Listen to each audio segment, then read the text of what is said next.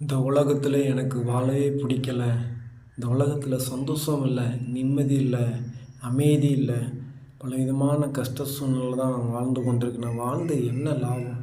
நான் வாழ்வதனால மற்றவர்களுக்கு என்ன பிரயோஜனம் என்று சொல்லி அங்கலாய்த்து கொண்டிருக்கிறீங்களா? அருமையான சகோதர சகோதரிகளே, ஒருவேளை இந்த வார்த்தையை கேட்கும்போது அநேக விதமான கவலையினால் நீங்கள் இருந்திருந்தாலும் கூட இயேசு சொல்கிறாரு, நான் உங்கள் பரிகாரியாக கர்த்தர் என்று சொல்லி.